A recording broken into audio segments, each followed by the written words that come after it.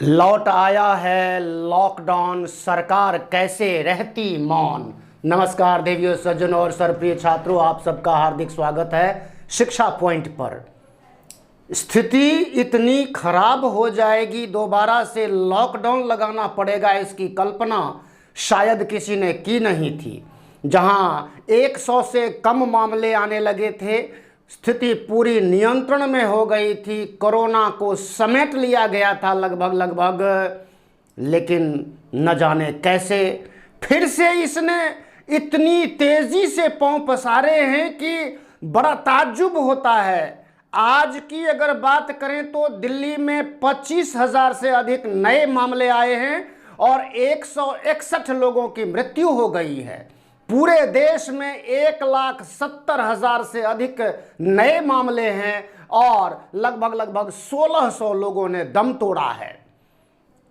अस्पतालों की स्थिति इतनी खराब हो गई है कि चीफ मिनिस्टर सीएम केजरीवाल ने प्रेस कॉन्फ्रेंस करके ये बात केंद्र सरकार से कही है कि हमारे पास बेड की कमी है, ऑक्सीजन की कमी है। ये दिस इज ह्यूज प्रॉब्लम। इसीलिए शायद सरकार को जो है लॉकडाउन लगाने की, 1 सप्ताह के लिए लॉकडाउन फिर से लगाने की आवश्यकता पड़ गई है। चेन टूटेगा, थोड़ी स्थिति नियंत्रण में आएगी। पूरी दुनिया में जो तबाही अब तक हुई है, अभी फिर से तबाही होने लग रही है। अपने देश में तो बहुत ही बुरा हाल है, इसकी तो कल्पना किसी ने नहीं की थी जो इतनी भयावह स्थिति बन जाएगी।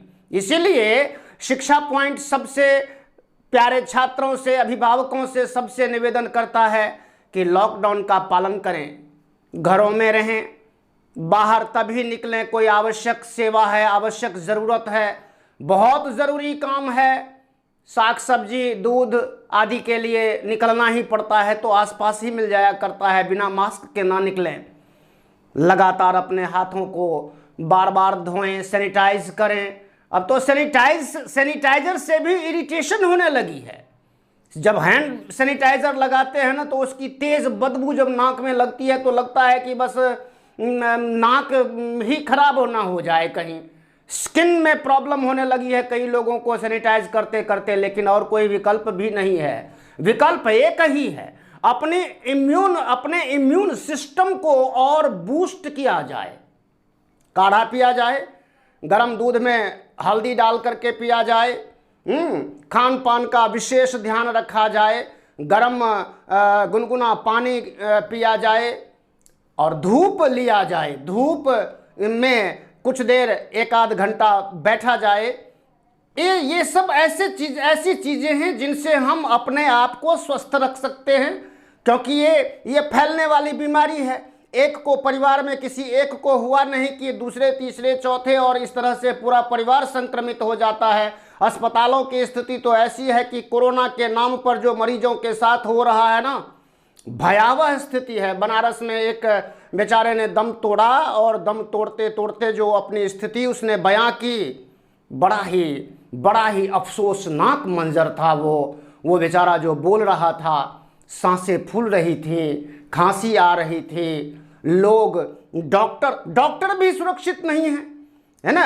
तो ये जो पूरा का पूरा माहौल बना है, कोरोना का जो ये विस्तार हो रहा है तेजी से, इसमें कोई सुरक्षित तभी रह सकता है जब पूरा ख्याल रखा जाए, घर से बाहर ना निकला जाए। अभी तो आज से लेकर के अगले सोमवार तक 26 तारीख की सुबह तक ये लॉकडाउन है। क्या पता आगे फिर और उसको बढ़ाने की ज़रूरत पड़ जाए, फिर महीने भर फिर इस तरह से बढ़ाने की ज़रूरत। ऐसा ईश्वर से प्रार्थना करते हैं कि ऐसा ना हो, स्थिति नियंत्रण में आए। सीएम साहब बोले हैं कि दिल्ली से कोई मजदूर पलायन ना करे, है ना। मैं हूँ ना, तो सरकार तो अपनी तरफ से हर संभव कोशिश कर ही रही है।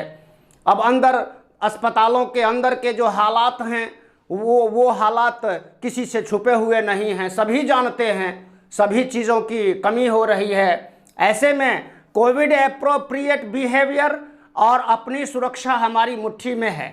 हम अपने को सुरक्षित कैसे रखें, इसकी चिंता अधिक होनी चाहिए, तभी इसका चैन टूटेगा, इस पर नियंत्रण पाया जा सकेगा।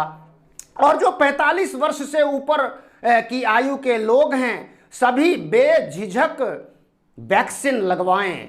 वैक्सीन सुरक्षित है, भारतीय वैक्सीन है। बहुत दो तरह की वैक्सीन हैं, कोवैक्सीन और कोवाशील्ड या कोविडशील्ड, इस तरह दो नाम से वैक्सीन आई हुई है। इसको सभी लोग जिनके लिए अभी अलाउड है वो लगवाएं। मुफ्त है ये, सरकारी डिस्पेंसरीज में, अस्पतालों में मुफ्त है ये। इस सेवा का लाभ उठाएं और अपने आप को प्रोटेक्ट करें, ताकि हम प्रोटेक्ट रहेंगे, हमारा परिवार प्रोटेक्ट रहेगा, हमारा आसपास, हमारा समाज, हमारी दिल्ली, हमारा देश प्रोटेक्ट रहेगा। इसकी चिंता सबको करने की ज़रूरत है।